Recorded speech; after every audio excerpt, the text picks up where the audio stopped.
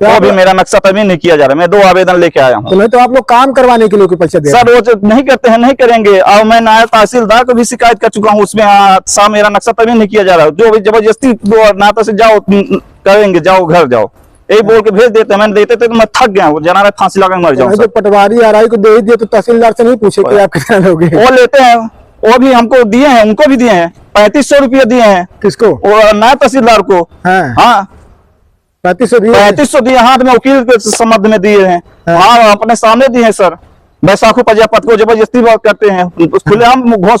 जिला मऊगंज में चरम पर घूसखोरी, कलेक्टर की जनसुनवाई में पहुंचे फरियादी ने मीडिया के सामने लगाई न्याय की गुहार। पटवारी, आरआई, तहसीलदार सबने लिया पैसा फिर भी नहीं कर रहे काम। जिला मऊगंज में यह कैसा नवाचार? त्राहिमाम त्राहिमाम त्राहिमाम सरकार। दुर्भाग्य है कि अपर कलेक्टर पर लोकायुक्त की कार्रवाई के बाद भी नहीं हो रहा सुधार। कलेक्टर साहब आप ही बताओ कैसे होगा सुधार, अब तो रहम करो सरकार। नमस्कार, आप देख रहे हैं अमर रिपब्लिक न्यूज, मिथिलेश त्रिपाठी के साथ। मऊगंज जिला में भ्रष्टाचार, अराजकता, घूसखोरी चरम पर है। देखा गया है कि भ्रष्ट राजस्व कर्मचारियों के बीच यह अराजक हालात तब से और बढ़ गए हैं जब से मऊगंज जिला बन गया है। जिला बनने के पहले जब भी कलेक्टर का दौरा होता था तो कर्मचारियों में यह दहशत रहती थी कि आज कलेक्टर साहब का दौरा मऊगंज में है, कहीं कोई चूक या फिर शिकायत ना होने पाए। उस दिन यदि कोई फरियादी संबंधित विभाग में अपनी फरियाद लेकर आता था तो कर्मचारियों द्वारा उसका काम इसलिए कर दिया जाता था कि साहब आने वाले हैं, कहीं कोई शिकायत न कर दे। लेकिन जिला बनने के बाद स्थितियां और बद से बदतर हो गईं।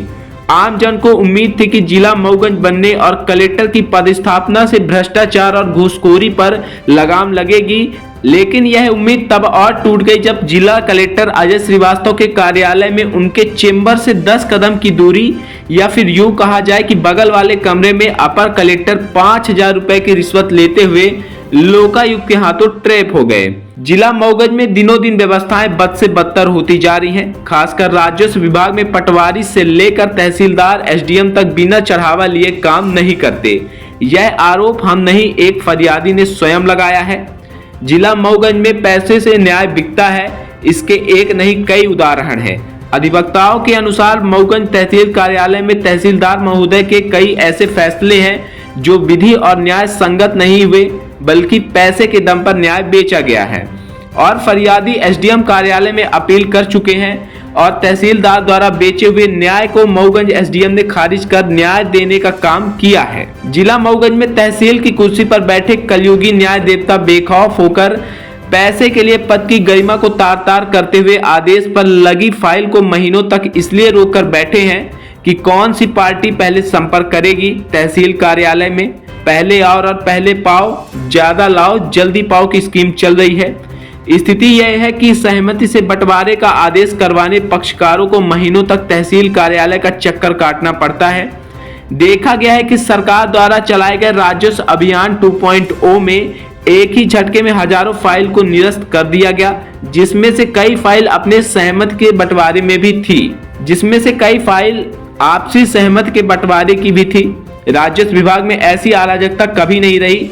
जिस किसी को भी इसका जीवंत उदाहरण देखना हो तो मंगलवार को कलेक्ट्रेट कार्यालय चले आइए, कलेक्टर की जनसुनवाई में पता चल जाएगा। लेकिन चिंतनीय है कि अब कलेक्टर की जनसुनवाई नहीं रही। कई बार आवेदन देने के बाद भी निराकरण नहीं होता, तो फिर काहे की जनसुनवाई?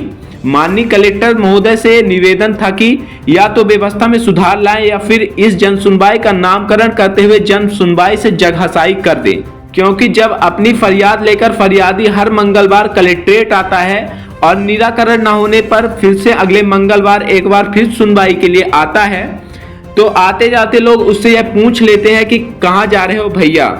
और जब यह बताता है कि कलेक्टर की जनसुनवाई में, तो सामने वाले व्यक्ति मुस्कुराते हुए जब व्यंग कसता है कि कितनी बार जाओगे, तो उस समय उस फरियादी के दिल में जो बीतती है इसका दर्द वही समझता है। कम से कम न्याय पाने के लिए उस फरियादी की जग हसाई तो नहीं होगी। ऐसा निवेदन क्यों करना पड़ा, इसके पीछे की वजह भी जानना आवश्यक है। तो आइए सीधे जुड़ते हैं कलेक्ट्रेट कार्यालय में कलेक्टर की जनसुनवाई में बार बार चक्कर लगाने वाले एक फरियादी के साथ, जिसका आरोप है कि पटवारी, आरआई और तहसीलदार को पैसा देने के बाद भी काम नहीं किया जा रहा। मऊगंज काहे के लिए आ गए हैं आए हैं इसलिए सरकारी जमीन की जमीन पर, मंदिर जमीन पर कब्जा किया जा रहा है। फिर से हाई कोर्ट का 3 आदेश है, वो भी मैंने पिटीशन भी दायर कर चुका हूँ और कलेक्टर महोदय के पास मैंने 5-6 की आवेदन भी डाल चुका हूँ। कोई जन सुनवाई, कोई मतलब ही नहीं निकल रहा है। और नायब तहसीलदार के पास कहते हैं कब्जा करने दो, क्या दिक्कत है तुम्हें, क्यों, किस लिए आए हो? ऐसा कौन बोलता है? नायब तहसीलदार कहाँ के? हनुमाना बैसाखू प्रजापत। हाँ। अभी उस दिन आए थे, बोल रहे हैं कलेक्टर साहब बता देना, मैं अतिक्रमण हटा दिया हूँ, तो वो भी हटाया नहीं गया। वो भी मेरे पास प्रूफ है। और सरकारी जमीन के महीनवारी भी दिया जा रहा है। किसको? एक वहाँ के रहायशी हैं, दिया जा रहा है उनका, हमारे पास वीडियो भी है। नायब तहसीलदार को बोला भी जा रहा है मैं इस जमीन का तनख्वाह भी ले रहा हूँ। नहीं तो किसको दिया जा रहा है? एक द्विवेदी जी हैं, रमाशंकर द्विवेदी, तो कितना दिया जा रहा है? 1000 रुपये महीना बोल लेते हैं। तो रमाशंकर द्विवेदी कौन, सरकारी कर्मचारी है कि? सरकारी नहीं, प्राइवेट है। तो किसको दे रहे हैं किराया? उसी को बोल रहे हैं, वो कहते हैं हमको जबरदस्ती हम नक्शा, सरकारी जमीन की नक्शा तरमीम कराया जाए। हाँ। हम इस जमीन की तनख्वाह ले रहे हैं। वो थोड़ी झोपड़ी छा के फिर से कहते हैं मैं तनख्वाह ले रहा हूँ। तनख्वाह कौन ले रहा है? तो नायब तहसीलदार ही ले रहे हैं मानो। नायब तहसीलदार जी, हाँ। उनके सामने बोला जा रहा तो ही ले रहे हैं तब। हाँ। और मैं 4-5 बार की नायब तहसीलदार पास भी आवेदन डाल, जो कोई मतलब का नहीं है। जी, कितनी बार जन सुनवाई में? जन सुनवाई में 5 बार दे चुका, अगले हफ्ता भी आया था, दे चुका हूँ। नायब तहसीलदार यही बोल रहे कलेक्टर साहब से कहना कि ये कह देना मैं हटा दिया हूँ। जी, और हम उनके, हाँ, हटाया नहीं गया। कहाँ का आदेश है? खड़े हाई कोर्ट का आदेश है, 3 हाई कोर्ट का आदेश है। मैं हाई कोर्ट भी पिटीशन दायर कर चुका हूँ, कल परसों पेशी भी है। और अपर कलेक्टर साहब का आदेश है, एसडीएम महोदय का आदेश है, नायब तहसीलदार का आदेश है, हमारे पास सबका आदेश है सर। आज जन सुनवाई में आवेदन दिया? हाँ, आवेदन दिया हूँ। तो मेहता साहब के पास मैंने भी 5 बार की आवेदन दे चुका हूँ। हनुमाना एसडीएम कार्यालय, मेहता साहब कोई मतलब का नहीं है। आज किसको दिया? मैं मेहता ही जन सुनवाई में दिया हूँ।